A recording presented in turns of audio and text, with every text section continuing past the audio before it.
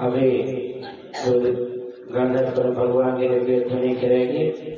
जब प्रथम श्रोता अजित जो हैं वो अपना प्रश्न करेंगे और प्रश्न करते ही गंधर्व परमेश्वर की दिव्य ध्वनि आचार्य भगवान की दिव्य ध्वनि करेगी।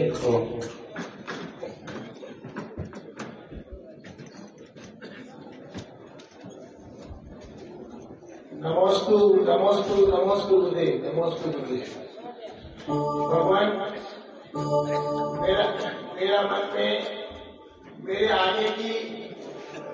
मेरे जीवन के आगे की दिशा पूछना चाहता हूँ। भगवान, मेरे आगे की दिशा कैसी होगी?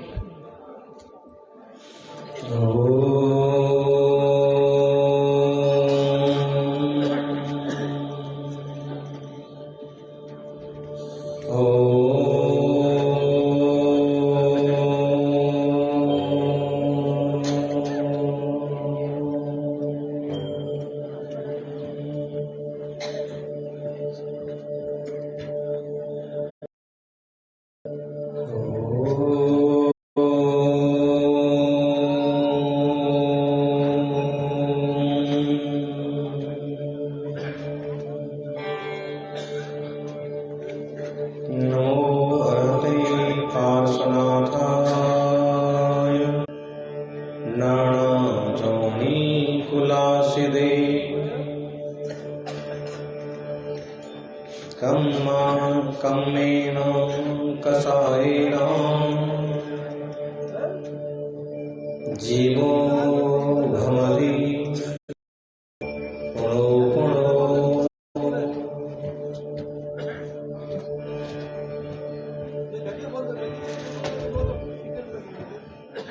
अर्थी अधिविठ्ठलो संसारो।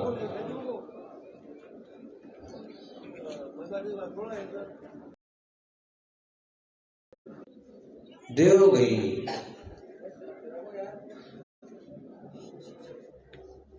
तिरे गई तहा निरय गई। चौक गई 84 लाख जौन बच्चे सबे जीवा कम कसायेन परिभवन्ति।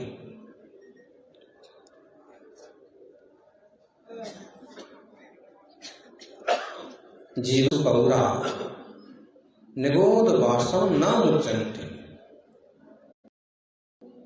अस्मिन् संसारे अट्ठी अनंता जीवा जिसिम तसत्तरम न पत्यन्ति। एक इंडिया निगो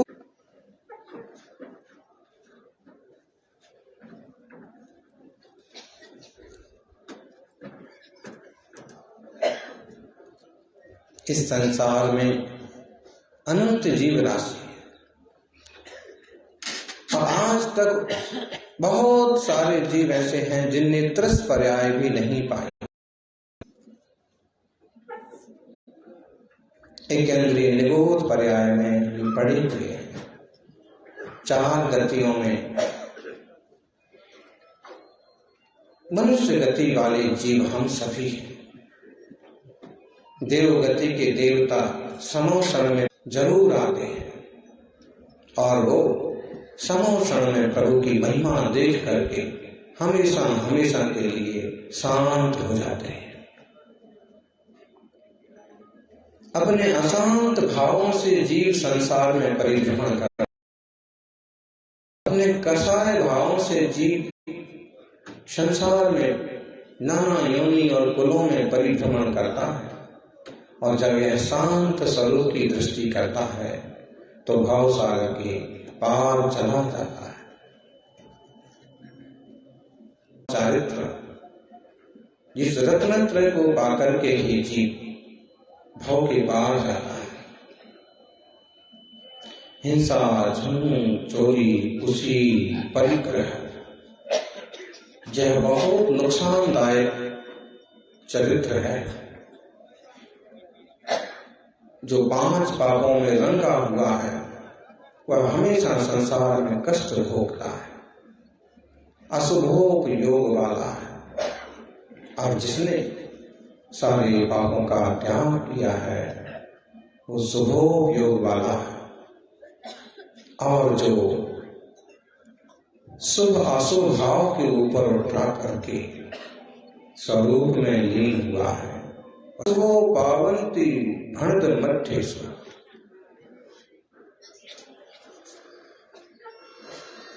परिणामानन्य गदम दुख क्षय कारणम समय। और जो अनन्यगत परिणाम है, आत्मस्वरूप में स्थिरता रूप परिणाम है, वह शुद्धोग योग है। मुनिराज परम सौभाग्यशाली होते हैं जो श्रवण धर्म का आचरण करते हैं और वो शुद्धोग योग में कल्लोल करते हैं।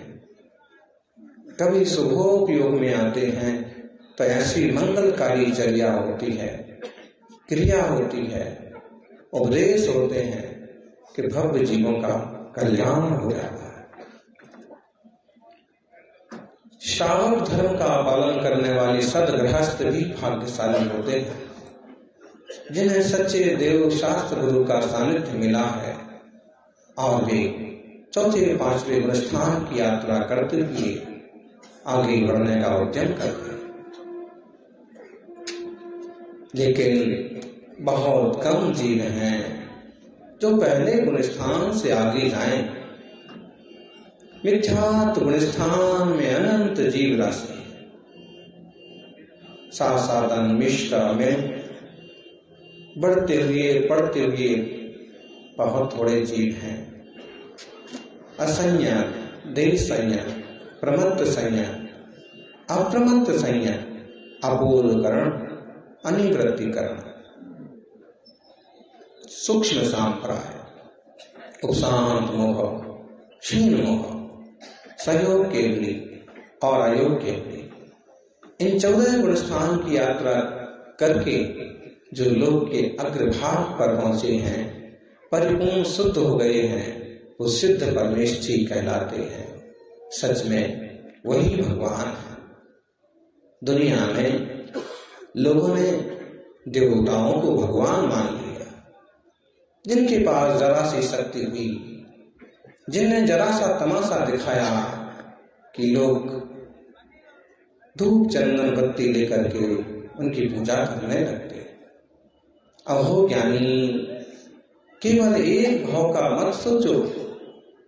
किसी की आशीर्वाद और कृपा से कुछ नहीं होता, तुम्हारा पुण्य होगा तो जरा से निमित्त से भी काम बनते चले जाएंगे और पाप का उदय होगा तो हजारों देवता भी तुम्हारी कोई सहायता नहीं कर सकते। कहते हैं जब देव का आयुष्य पूरा होता है और वह सौधर्मेंद्र के सामने हाथ जोड़ के खड़ा हो जाता है कि मैंने वर्षों से आपकी सेवा की है, आप मेरे मालिक हैं, मुझे मरने से बचा लो। तो इंद्र कहते हैं कि भाई तुम्हें मरने से नहीं बचाया जा सकता। आयु पूरी हो जाएगी तो सबको जाना पड़ता है, मुझे भी जाना पड़ेगा। और इसका मतलब है कि हम अपने अमूल्य मानव जीवन को पत्थरों की पूजा में बर्बाद किए दे रहे हैं। सच में जो वीतरागी हैं, सर्वज्ञ हैं, हितोपदेशी हैं, 18 दोषों से रहित हैं, वे देव ही देवादि देव हैं और वो जिनेंद्र भगवान ही वंदनीय हैं, पूजनीय हैं। वो जिनवाणी जिससे अहिंसा, सत्य, सदाचार, शाकाहार की राजमार्ग खुल जाती है। अनेकांत और क्षमा की भावनाएं जन जन में प्रवाहित होती हैं। वो जिनवाणी शास्त्र ही पूजनीय है, बढ़ने योग्य है। और वो निर्गंथ दिगंबर तपस्वी जिनके पास कण का भी परिग्रह नहीं होता, जिन्होंने किसी पदार्थ को अपना नहीं माना, तन पर वस्त्र भी धारण नहीं करते, और हमेशा विषय वासना से दूर निज चैतन्य प्रभु आत्मा का स्मरण करते हुए भेद विज्ञान के बल पर निरंतर शुद्धोपयोग की यात्रा करते हैं, वे मुनिराज धन्य है। जिस सदगृहस्थ के यहाँ, सौभाग्यशाली श्रावक के यहाँ आहार आदि के निमित्त से उनका चरण पड़ जाए, वह ग्रह भी धन्य धन्य हो जाए। श्रावको देव पूजा गुरु पास्ति स्वाध्याय संयम दानश्चेति ग्रस्था सत्कर्माणि दिने दिने। देव पूजा, बीतरागी निरंतर गुरुओं की उपासना, स्वाध्याय संयम तप और दान, ये प्रवृत्तियां जीवन में जरूर करना चाहिए। याद रखना, कितना भी धन संग्रह किया जाए, उसमें से एक सिक्का भी तुम्हारे साथ जाने वाला नहीं। इसलिए आजीविका के निमित्त कमाई भी करें, लेकिन उसका विनियोग सदुपयोग जरूर करें। जल जोरों और जमीन के चक्कर में, धन पैसा के चक्कर में किसी की हिंसा ना करें। जिसमें किसी की जान जाती हो ऐसे व्यापार ना करें। पशु पंछियों को सताना भी पाप है।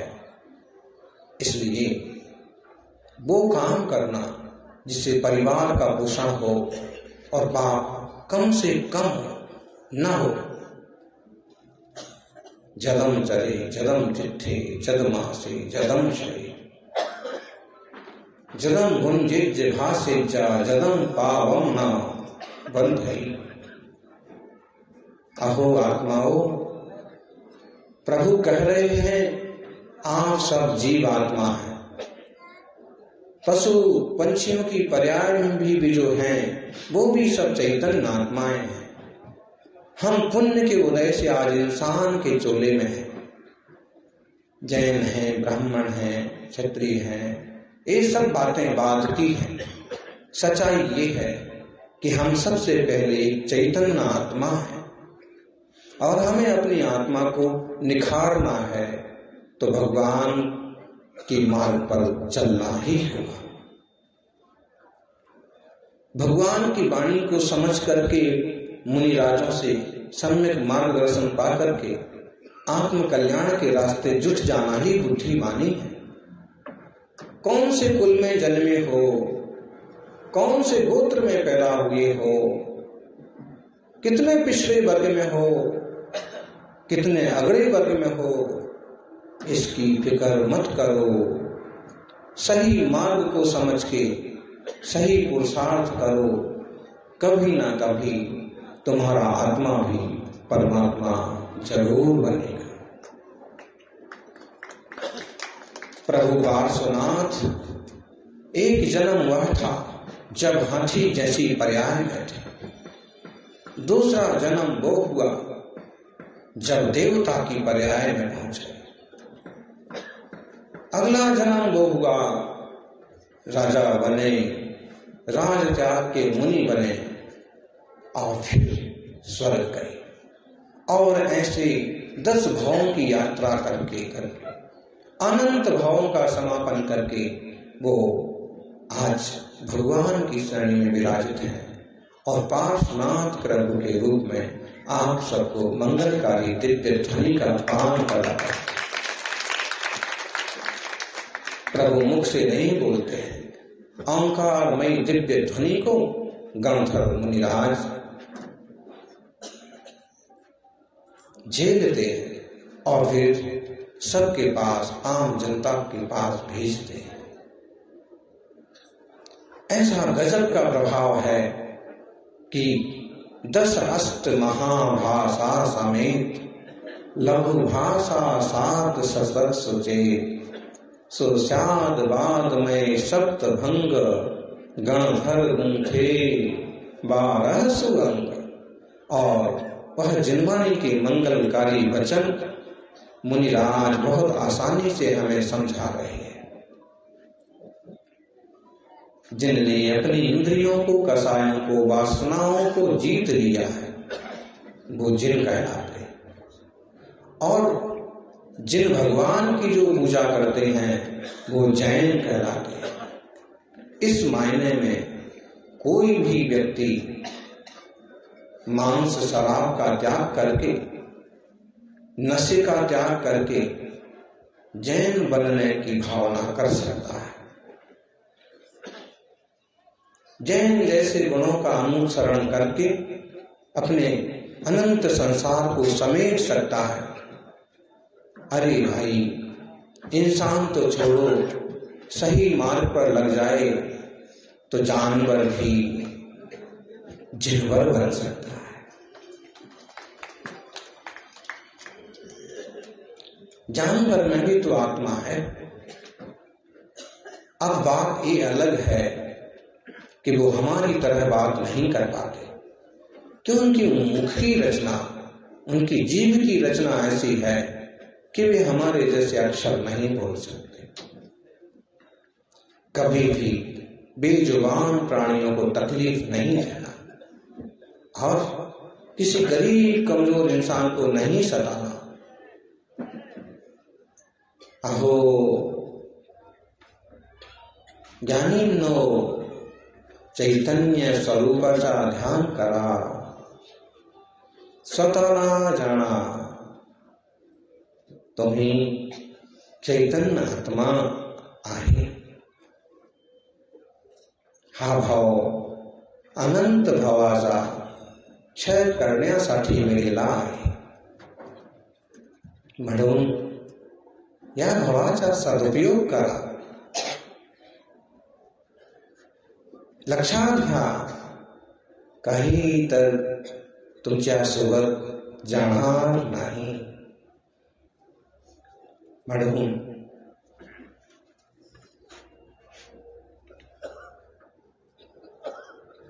अत्यंत शांत भावाने लोभ सोडून क्रोध मान मायाचा त्याग करून सहज जीवन जगण्याचा पुरुषार्थ करा।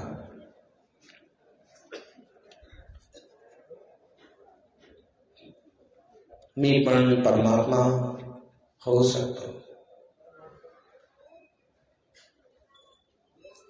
मारा आत्माમાં अनंत गुणोનો ભંડાર છે। હું જાણનારા, હું ગાયક શુદ્ધાત્મ તત્વ છું।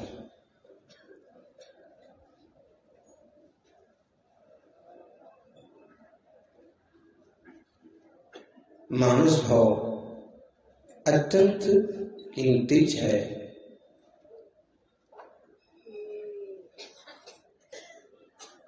शांति से विचार कर, इन जीवन के 70-80 सालों में आप क्या करना चाहते हैं, क्या हो जाना चाहते हैं? केवल टेंशन और विकल्प लेकर के मरना चाहते हैं कि जो 100 साल की जिंदगी में पार्श्वनाथ महावीर स्वामी ने किया वो करना चाहते हैं? जहां भी हैं वहीं आप सहज स्वरूप की दृष्टि बनाएं, आत्म कल्याण का पुरुषार्थ करें।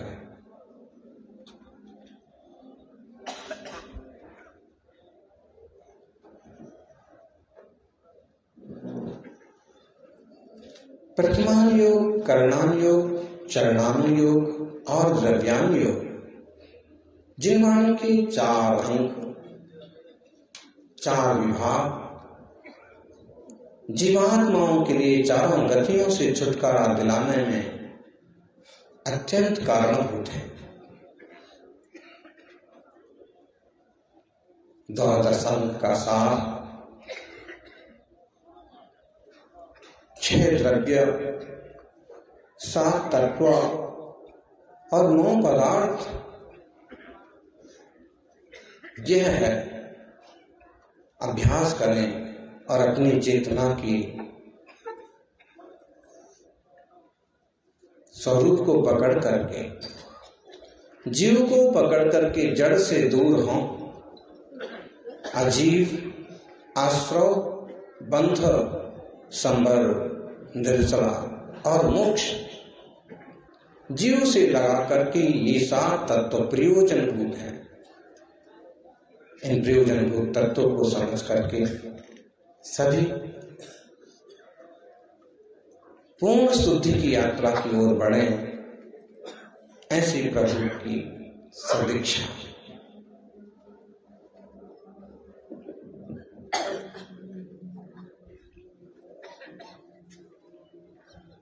अभी सौधर्म सभा से सौधर्मेंद्र भगवान के चरणों में अपना प्रश्न रखना चाहते हैं। नमस्ते प्रभु, मेरा प्रश्न ये है कि जीवन का क्या सार है? जीवन का सार शांति, सहजता। इंसान जिस शांति सहजता के लिए जिंदगी भर भाग दौड़ करता है, अंत में बिस्तर पर आने के बाद भी उसे समझ में नहीं आता है कि मैं इतना क्यों भागता रहा। लेकिन ज्ञानी जनों का संयोग मिल जाए तो युवा अवस्था में भी समझ में आ सकता है कि संसार का काम करते हुए भी एक तरह की शांति और सहजता जीवन में बनाए रखना है।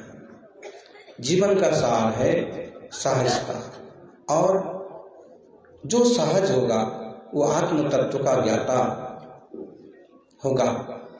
आत्म तत्व को जान लेने से सहजता सहज आ जाती है, और ऐसा जीव सम्यक दृष्टि श्रावक होकर के आगे की यात्रा करता है। नमोस्तु नमोस्तु नमोस्तु भगवान। श्री हमारे बीच में महेंद्र जी भाई साहब अपना प्रश्न रखना चाह रहे हैं। जिनको बोलना है आगे आगे आ जाएं और अपने मन से जल्दी जल्दी बोलते जाएं। नमस्ते भगवान। सूरज, चंद्रा, तारे, जुगनू सबकी अपनी हस्ती है, जिसमें जितना नीर वो बदली उतनी देर बरसती है। आप सूर्य के समान दीप्यमान हैं, हम जुगनू जैसे प्राणी जो यहाँ उपस्थित हैं, हमको राह दिखाएं किस तरह से हम लोग इस असार संसार से आवागमन से मुक्ति पा सकते हैं। नमस्ते भगवान। इसके अलावा कोई रास्ता नहीं है।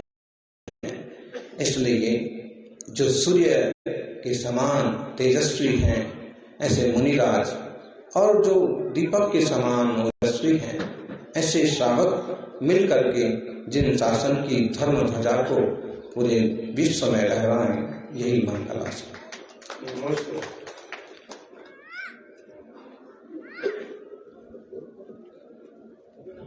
गुरुदेव को बारंबार नमस्ते। जापान की व्यवस्था कब बन पाएगी?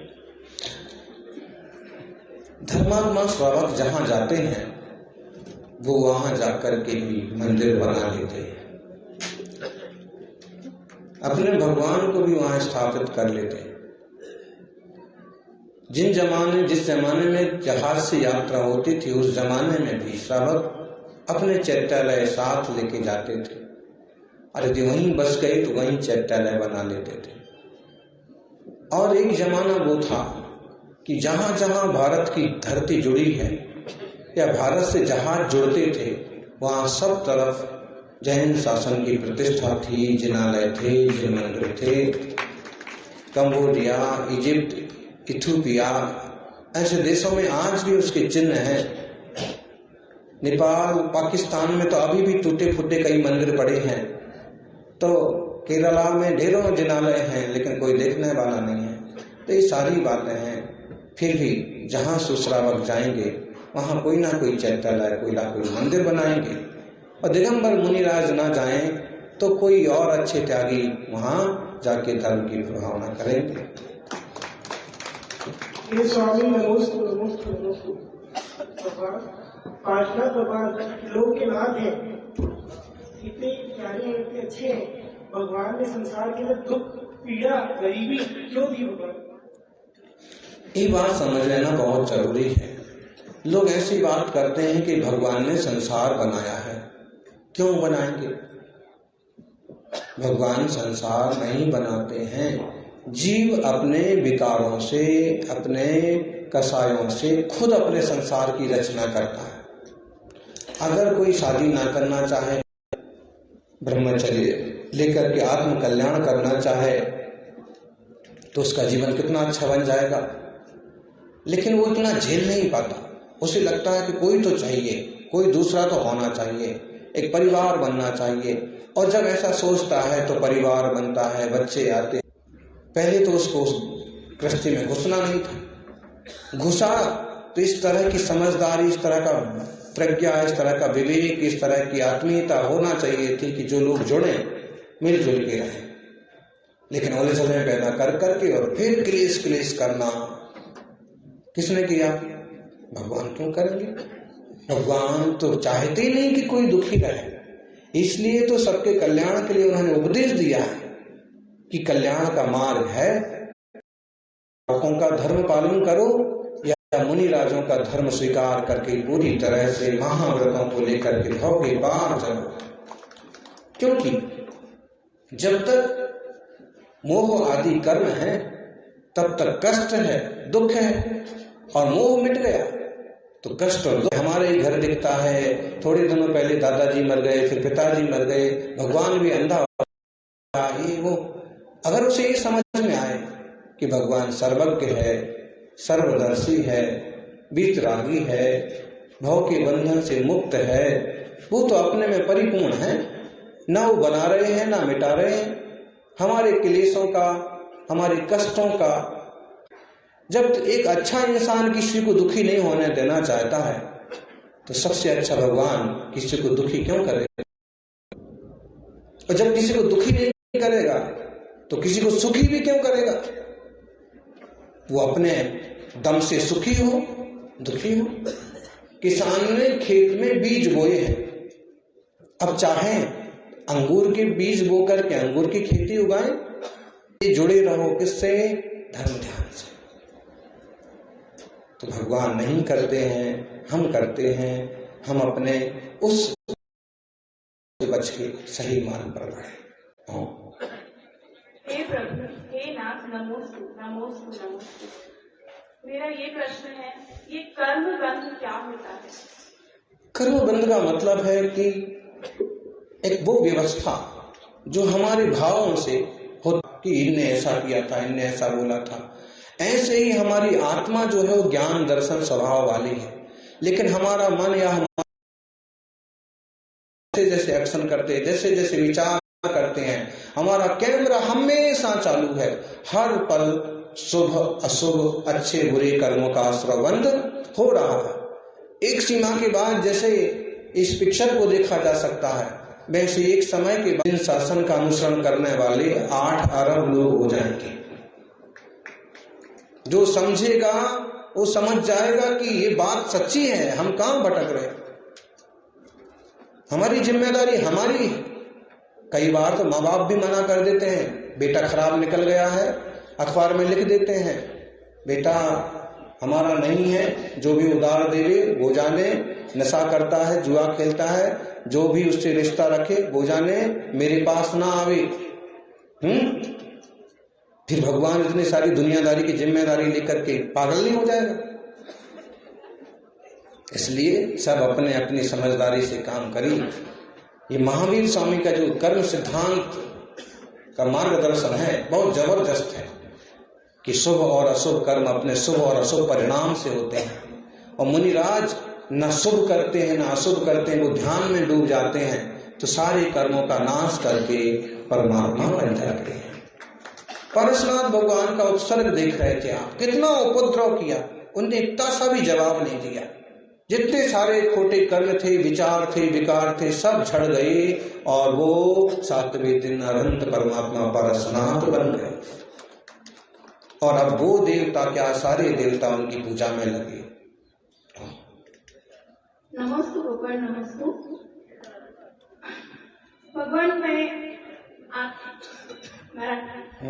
मी आत्मा आणि शरीर ह्या भेदज्ञानाविषयी जाणून इच्छिते, ज्याला धारण करून हे जीवन समतामय व्यतीत करता येईल, समतामय घालवता येईल, भेदज्ञान समतामय।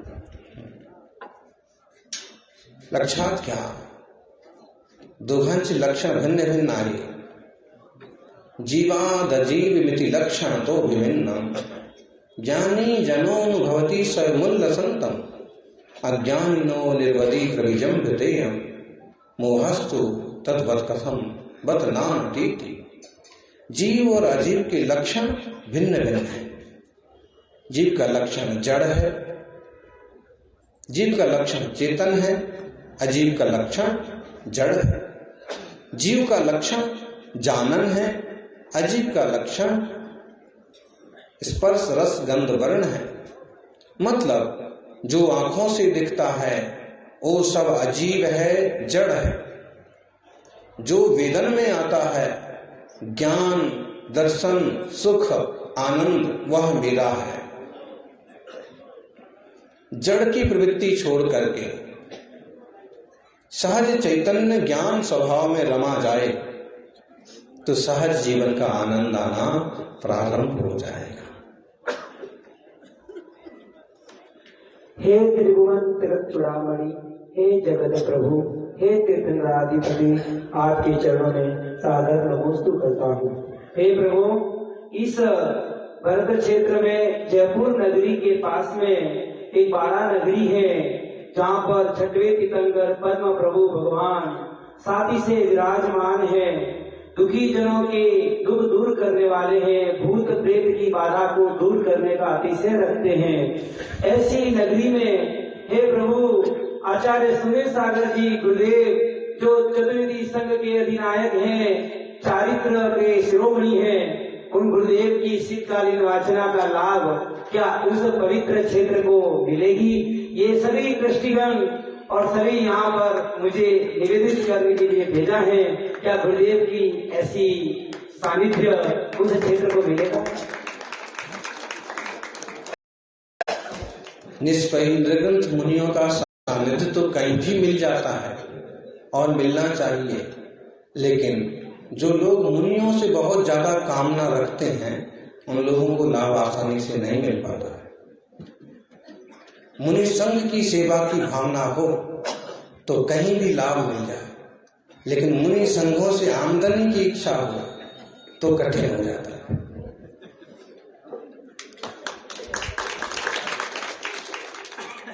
आचार्य श्री के चरणों में बारंबार नमस्कार। आचार्य श्री, मेरे दो प्रश्न हैं। हम जैसे बचपन से सुनते आ रहे हैं कि आदिनाथ भगवान के 10 भाव, पार्श्वनाथ भगवान के 10 भाव, उन्होंने ऐसा किया, उनको ये बंद हुआ। तो ये जो कर्म का जो लेखा जोखा है, ये रखता कौन है? मेरे हिसाब से तो तीर्थंकर भगवान सबसे बड़े हैं, सिद्ध भगवान सबसे बड़े, लेकिन कर्म का लेखा जोखा जो सिद्धों का अरिहंतों का रखना वो कौन है?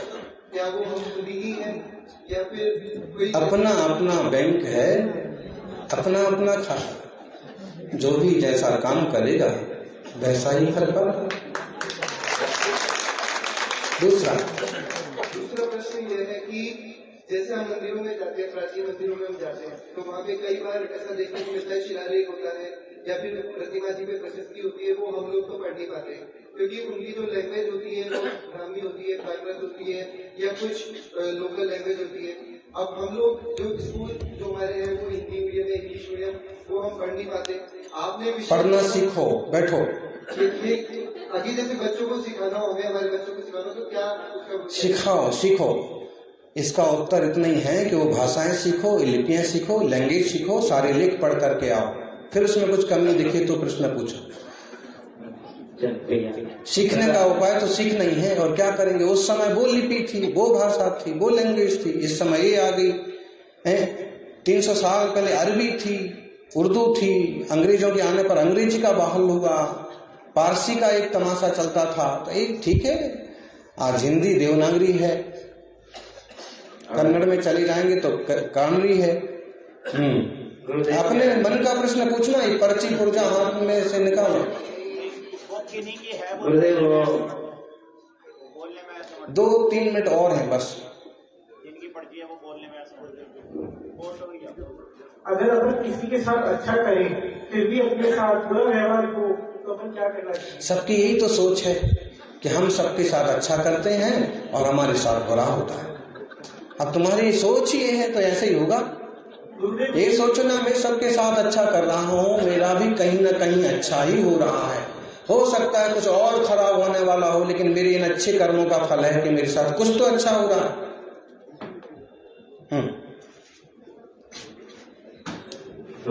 नमोस्तु सती जगह ते जानकर थोड़ा बारंबार नमोस्तु भगवान।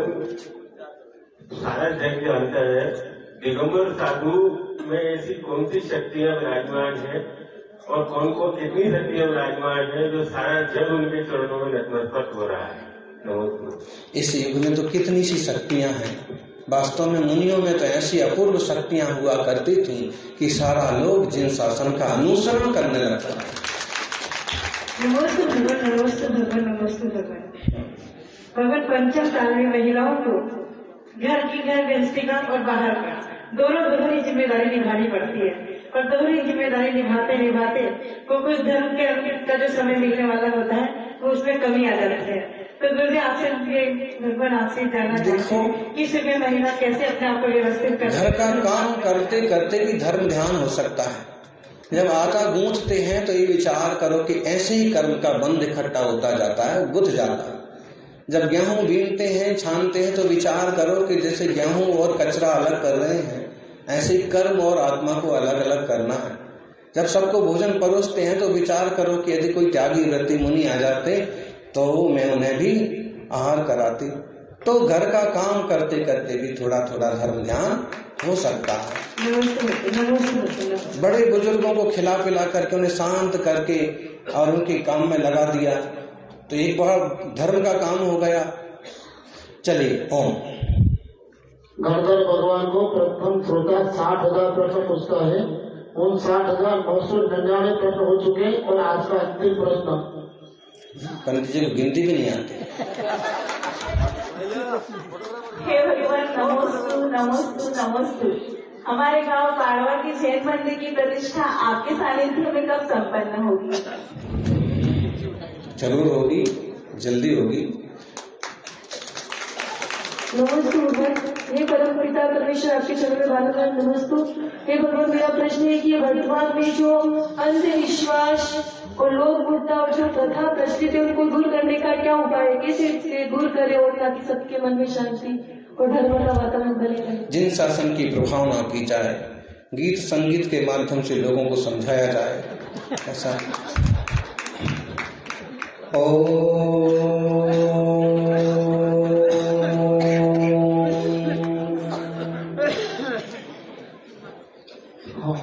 परशुराम भगवान की। सौदर महाराज अपने हाथ में थाली ले लो, भगवान की केवल जानकारी कराएंगे। ओम चतुर्थी दिन पूरी थाली ले लो। केवल ज्ञान कल्याण प्राप्त पार्श्वनाथ वीरेन्द्राय दर्पणाद्यर्घ्यम निरुपावते स्वाहा। दूसरी थाली ले लो। ओम ह्रीं क्रीं क्लीं ऐं अहं चतुर्विंशति तीर्थंकर केवल ज्ञान कल्याणकाय दर्पणाद्यर्घ्यम निरुपावते स्वाहा। तीसरी थाली ले लो। ओम ह्रीं क्रीं स्वाहा। नमस्तु नमस्तु नमस्तु। आइए कन्या का परिवार, सौधर्म, माता पिता आदि प्रमुख पात्र आगे आ जाएंगे।